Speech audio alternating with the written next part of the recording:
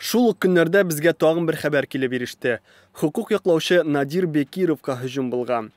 Аның исеме активистлар арасында киң таныла. Бекировны еш кына Берләшкән Милләтләр оешмасы уздырган асаба халыкларга кагылышлы чараларда очратырга була. Бу юлы да ул шундый конференцияләрнең берсенә Нью-Йоркка барырга җыенган. Киев юлында ярым утрау һәм Украина шигендә билгесез кешеләр аның юлын бүлә. Нас обогнал темно-синий микроавтобус. В общем-то, и остановился там перед нами. Таксист-водитель остановился за ним, что для меня тоже немножко было удивительно, потому что можно было бы как бы объехать. Ну, такой обычный дядька, что он там не понял, что произошло. Через несколько мгновений, буквально не сосчитаешь до 3, из микроавтобуса выскочило 3 человека в черных масках, одеты в гражданское, ну, примерно как мы с вами скажем. И черные маски, так называемые, балаклавы, прорезями для глаз, кинулись к нашей машине. Поэтому первое, что я сделал, один бросился к водителю, 3 с моей стороны открыли эту дверь и стали орать на меня. Там, ну, не дошло, он там, выходи, вылазь, там, туда-сюда. Вот. Я, в общем-то, сильно не сопротивлялся. Первое, что я спросил, кто вы такие?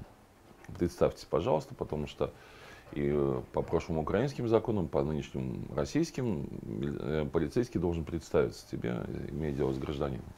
Һөҗүмчеләр үзләренең кем булганын әлбәттә әйтмиләр. Бары тик Бекировны җиргә яткырып, кесәләрен тикшерәләр һәм паспортын тартып чыгаралар. Ну, в конце концов, меня уложили, стали обшаривать карманы.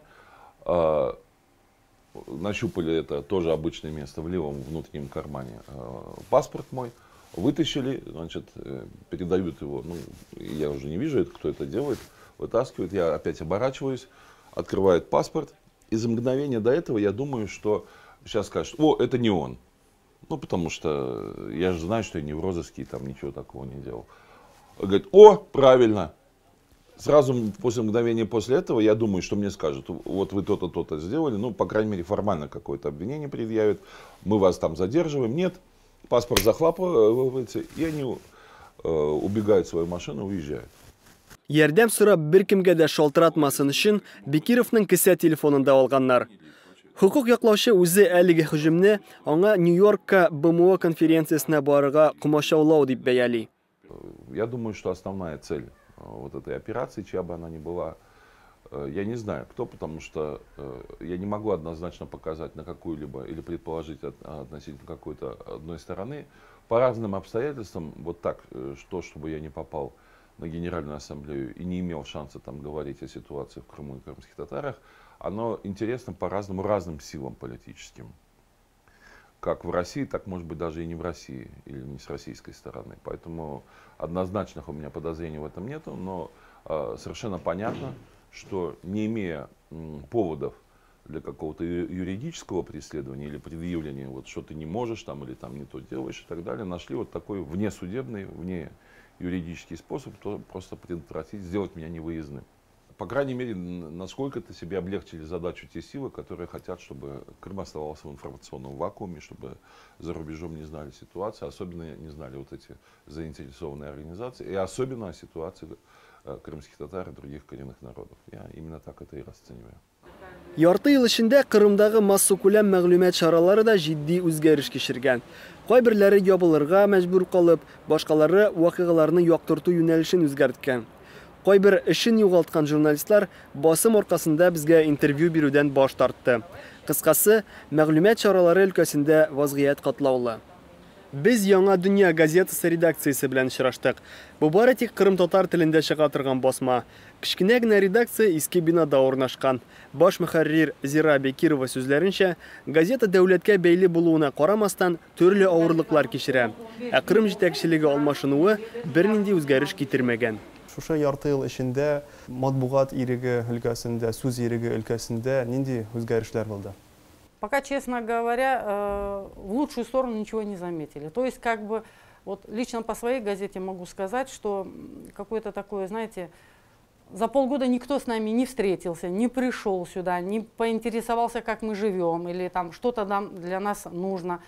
Допустим, мы в 91 году, когда переехали сюда, в Крым, нас из одного ведомства в другое ведомство. То есть то мы были газетой Рескомнация, потом Рескоминформации, потом опять.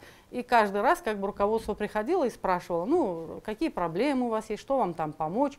Вот за эти полгода никто, никаких, как будто такое полное игнорирование. Выходит газета, не выходит газета, что там ей нужно, как там, никак. Журналистларның хезмәт хаклары коточкыч түбән дәрәҗәдә, ди мөхәррир. Зарплата минимальная. Таких зарплат, наверное, ни одни журналисты не получают. Очень маленькая тогда была зарплата, в районе 2000 гривен получал редактор, замредактора, а корреспонденты вообще по 1500 гривен. Вот такая была маленькая зарплата.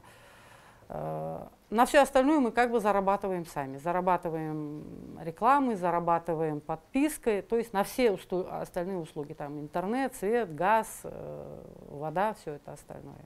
Бекирова сүзләренчә, матбугат иреген чикләү бәйсез басмаларда гына түгел, яңа дөнья кебек дәүләт газеталарында да бар. Ну, ограничения, конечно, есть. И ограничения есть, например, пожелания как бы такие высказываются, не писать об этом, там больше вот было не освещать, допустим, деятельность Меджлиса, что это вот нелегальная организация и нечего, допустим, там действиям Меджлиса уделять на страницах газеты внимание. То есть вот даже когда мы поздравляли Мустафу Джемилева с его юбилеем, даже за это меня вызывали наверх и очень даже отчитали. Я тогда сказала, что мы поздравляем ветерана национального движения, который 4-5 раз сидел за вот возвращение в Крым. Это во-первых. И во-вторых, мы поздравляем народного депутата Украины. То есть это официальный чиновник, да, скажем так. И чего ж мы не имеем права поздравлять? А почему только говорится о том, что он председатель Меджлиса, а остальные регалии его забываются? Точно так же, например, и в отношении Чубарова, например. Почему в газете там, я не знаю, вы поместили 5 фотографий Чубарова? То есть он был на 5 мероприятиях, получилось так, на всех мероприятиях он засветился. Но если человек был на этих мероприятиях, выступал, как же так? Вот такие даже были ограничения, конечно. Бәйсез журналистларга карата басымның сәбәбе аңлашыла. Алар шул ук тентүләрне, кеше хукукларын бозу очракларын киң яктыртырга тырыша. Хукук саклаучылар моңа никадәр битараф булмавын безгә мәҗлестә узган тентү барышында да әйткәннәр иде. Кстати, очень интересно было, что они все, наблюдая за вами в окно, за журналистами, это их очень беспокоило. Очень беспокоило. Вот они стоят, вот они не устали, вот один уже упал, и вот они стоят. И вот средства массовой информации, ваша работа очень нужна, очень нужна. Они боялись вас, они ушли от вас через черный ход. Они испугались при вас выносить это имущество, которое у нас изъяли. Шулай да күпчелек бәйсез журналистлар, җәмәгать эшлеклеләре хәзер үзләренең активлыгын киментергә мәҗбүр. Хукук яклаучы Надир Бекиров фикеренчә, бу Русиядәге экстремизмга каршы канун белән бәйле. Достаточно много людей, которые участвовали в общественных дискуссиях, публично, приватно и так далее, в настоящее время этого не делают по разным причинам. И мне, как юристу, до сих пор не совсем понятно вот этот термин, который употребляется в России в таких случаях, там экстремизм или там экстремистские призывы, потому что он настолько размыт, что любая точка зрения, которая меня не устраивает, того, кто осуществляет власть, я могу объявить экстремистской любую точку зрения. Хакимияткә уңай карашта булмаган мәгълүмат чараларына тагын бер куркыныч яный. Русия кануннарына туры китерелеп теркәлү узганда, аларга рөхсәт бирмәскә мөмкиннәр, ди Бекиров. Идет перерегистрация, то есть газета там или какой-то другой ресурс информационный, который в Украине официально существовал годами и так далее, он сейчас должен проходить перерегистрацию официально. И опять-таки на этой стадии, так же как может быть общественная организация, так же как там предприятие и так далее, можно сказать, что мы тебя не зарегистрируем. И ты тут же выпадаешь из правового поля, ты лишаешься тех прав, которые все-таки законом и Конституцией предусмотрены, ты превращаешься в какого-то там махновца-архаровца, который, значит, занимается незаконной или внезаконной деятельностью, со всеми вытекающими последствиями.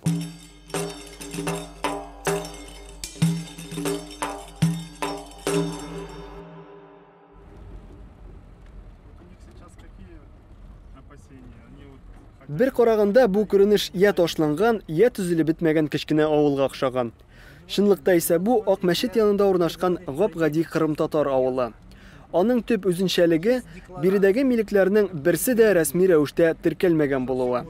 Сталин дәверендә сөрелгән кырым татарларның бүгенге нәселе үз ватанына кайткач, аларга торыр урын булмый. Шуңа күрә тормышны буш җирдә яңадан корырга мәҗбүр булалар. Кырым татарлар каршы булса да, халык телендә бу мәйданнарны самозахват дип атый башлыйлар. Бүген ярым утрауда 60-ка якын мондый авыл бар. Алар 1000 гектар тирәсе җир алып тора. Украина хакимияте астында булган вакыттагы кебек, хәзерге хакимияттән дә бернинди алга китеш сизелми, ди биредә яшәүчеләр. Курбан көй, ягъни Курбан авылы дип аталган хәлеге самозахват Кырымда иң соңгыларыннан берсе. Ул 2006 елда барлыкка килгән. Кырым татарлары аны әлбәттә самозахват дип атамый. Алар аны җирне кире кайтару дип исәпли. Биредә су, ут һәм электр юк, ләкин бу төп проблема түгел. Иң борчылганнары җирне һәм мөлкәтне рәсмиләштерү, ягъни гомумән аны югалтудан, тартып алудан курку. Эльвира Бекирова Курбан койдагы йортларның берсендә улының гаиләсе белән яши. Барлыгы 5 кеше. После присоединения к России, там какие сейчас законы? Узаконивают или наоборот хотят отобрать? Вот что? Вот отобрать хотят. А сын этого не хочет. Чтоб нормально было, чтобы хорошо было. Узаконить хочет, но... Но не сможет. А вот из этих материалов нового будет строить, Да. И вот это зажигать будем на печку. Да. Что есть, берет нормально, хороший. А что делать? Без хәзер самозахваттагы йортларның берсен карап чыгабыз. Монда йокы бүлмәсе. Монда кухня. Монда аңлашылганча пешмакта юына торган җир, душ бүлмәсе. Утны монда яшәүче халык кояш батарея ярдәмендә булдыра. Бу йортлар халыкта времянка дип атала. Менә бу бүлмә, мәсәлән, йокы бүлмәсе, кунак бүлмәсе һәм шулай ук ял итү бүлмәсе. Өйне җылытыр өчен кышын менә бу мичне ягалар. Коммуникациялар кирмәгән авылда әлбәттә мәктәп, балалар бакчасы, хастаханә турында сүз дә була алмый. Бары тик мәчет бар. Барлык уңайсызлыкларга карамастан, авыл халкы көенеп яшәми. Ярдәмләшеп, күңелле итеп тормыш кичерә. Кунакларга җылы кунакчылык күрсәтә. Киләчәккә якты өметләр белән карый. Слово «самозахваты», во-первых, вот оно как бы русское слово, да, поскольку у нас крымско-татарская газета, бұл создано асылда кулланмаймыз. И категорически против не воспринимаем, что слово «самозахваты» такого понятия нет вот для нас. И в газете мы никогда не пишем, что вот там на том захвате или на этом захвате. Нет. Люди вернулись на свою землю и совершенно пустую землю заняли, чтобы построить дом, не ожидая помощи от государства своими силами. Это не захват. Это возвращение того, что принадлежало им по праву. А отношение к самозахватам со стороны властей всегда было негативным. Сейчас очень много таких территорий, скажем так, поселков, где люди построили временные дома, а документов на дом они не имеют. С новой властью, как в Украине, например, каждый гражданин Украины имел право на земельный участок. Насколько нам объяснили, в России такого права нет. То есть вот участок этот выставляется на тендер. Представьте, человек не успел оформить эту землю, а кто-то другой побогаче его на эту землю может предложить свою цену и выкупить этот дом. Вот такая сейчас опасность для крымских татар существует. А при Украине какая система была? При Украине все-таки их узаконивали, конечно. Все равно человек как бы знал, что он имеет право на этот участок. Понимаете, вот когда-то это значит какие-то бюрократические препоны он пройдет, и этот участок будет принадлежать ему. То есть даже если и было такое даже право, если, например, человек пользуется 15 лет этим участком, даже если он не успел на этом месте построить дом, но он 15 лет обустраивал участок. Ну, скажем так, вот, например, у меня есть такой участок. Я на этом участке посадила деревья, сажаю картошку, все. Я знаю, что по закону через 15 лет, например, при свидетельстве моих соседей, я могу запросто вот подать в суд и узаконить эту землю. Каждый крымский татарин все-таки старается законно владеть этой землей. Но мало что вот нет всегда возможностей. А сейчас пока в этом вопросе вот такая полная как бы неопределенность такая. Вчера что видела, знаете? Кролик идет там, у нас же кролики. Одна собака туда пошла и поймал, и утащил туда, убил. Прям вот такая кролик, мне жалко стало. И она тащит вот так. Много здесь. Маленьких вот таких тоже не видишь.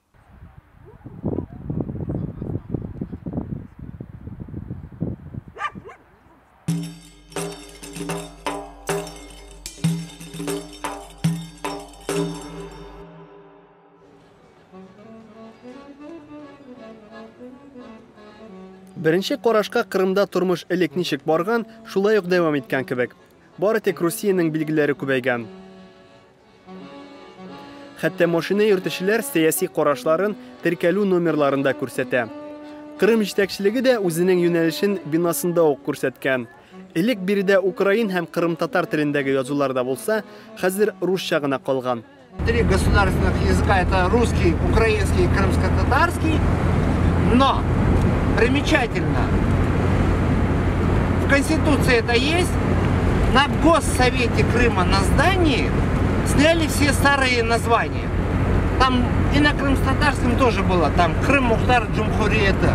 Все это сняли на украинском, на русском, на крымско-татарском и нацепили новые буквы, на котором было написано Госсовет Крыма. Крымско-татарского названия нет, украинского нет.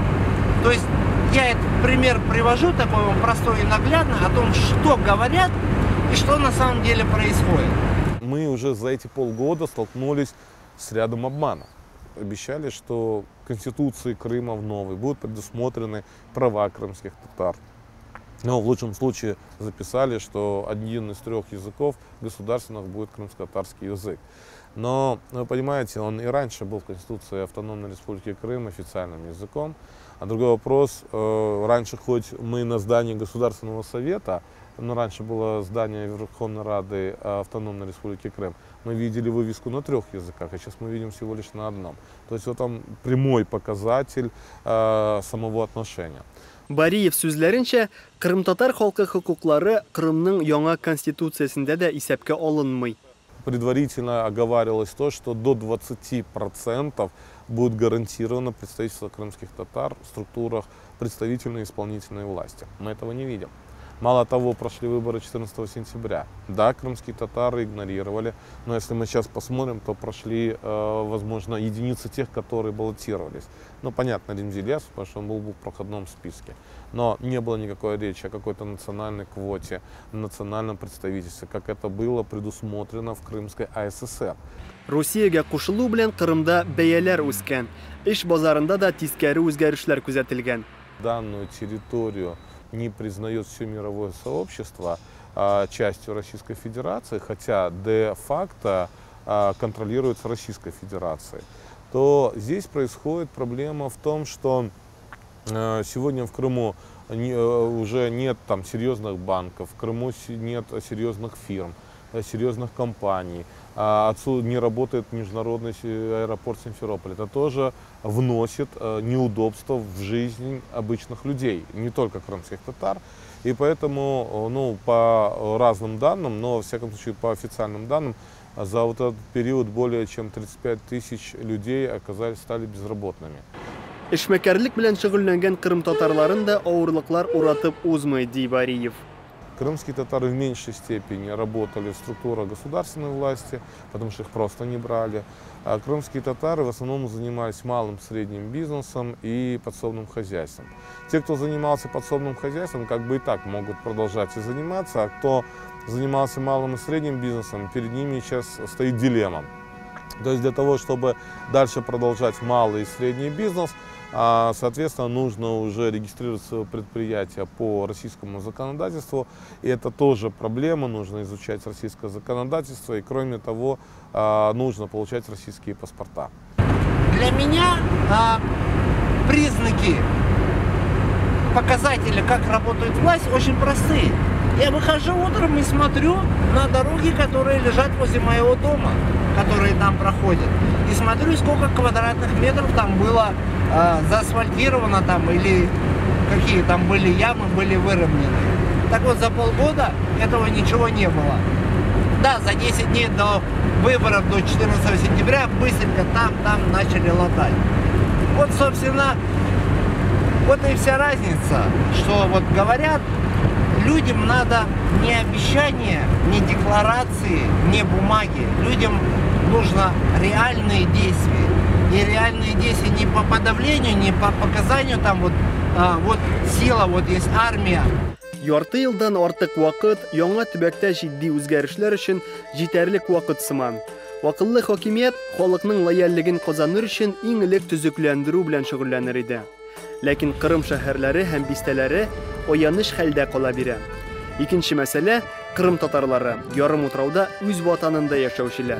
Алар Русиягә кушылуга иң кискен каршылык күрсәтүче булды. Бу очракка килгәндә дә идеаль вариантта яңа хакимият аларның һәрбер борчылуын игътибарга алырга чишү юлларын тәкъдим итәргә тиеш иде. Ләкин хәзерге вакытта киресен генә күзәтергә була. Мәҗлескә басым бара, активистлар эзәрлекләнә, мөлкәт мәсьәләсе шулай ук актуаль булып кала бирә. Эффектив булмаган җитәкчелекнең нәтиҗәләре киләчәктә нинди булыр? Анысын вакыт күрсәтер. Российская власть в Крыму есть. Да, безусловно. Но, как ни странно, это часть российской власти. Есть часть российской власти, в основном это часть, которая вот пенитенциарного, вот такого, как бы сказать, полицейского, вот признаки полицейского есть. А вот то, что вот социальные какие-то там льготы, там обустройство, там дороги, чтобы человек мог спокойненько перемещаться за пределы там Крыма, чтобы человек мог из Крыма там уехать, улететь там в какое-нибудь дальнее зарубежье. Все вот эти проблемы, они не решаются. Не знаю, оно в тупике.